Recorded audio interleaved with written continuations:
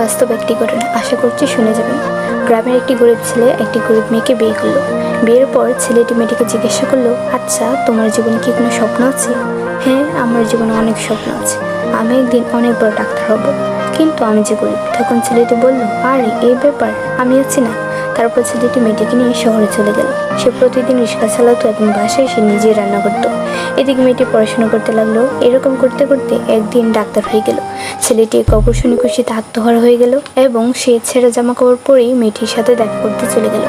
মেয়েটি যখন তার বন্ধু বান্ধব নিয়ে কলেজ থেকে বের হচ্ছিল, তখন ছেলেটি সবার সামনে গিয়ে মেয়েটিকে বলল, আজকে না আমি অনেক খুশি, তুমি ডাক্তার হতে পেরেছো। তখন মেয়েটি বান্ধবীরা জিজ্ঞাসা করলো, আরে এই কে রে? তখন মেয়েটি বলল, আরে আমি একে চিনি না, হয়তো ও রাস্তার কোনো ভিক্ষুক টিক্ষুক হবে।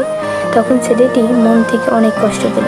ছেলেটির চোখে পানি চলে আসলো এবং বলল, তুমি ঠিকই বলেছো। তুমি জানো আমি তোমার পরীক্ষার টাকা জোগাড় করতে গিয়ে ভিক্ষা পর্যন্ত করেছি। আজ তুমি আমাকে চিনতে পারতেছো না, আমি তোমার স্বামী। এ কথা বলার পর মেয়েটি ছেলেটিকে একটা থাপ্পড় এবং বলল, তোর সাহস তো কম না, তখন থেকে যা তা বলছিস। আরে আমি একটা ডাক্তার, তোর মতো ফকির আমার স্বামী হতে পারি? ঠিক এরপর মেয়েটির একটি চাকরি হয়ে গেল। আস্তে আস্তে টাকা পয়সা বাড়ি গাড়ি সব কিছু হলো, কিন্তু ছেলেটা গরিব রয়ে গেল। কি বুঝলেন?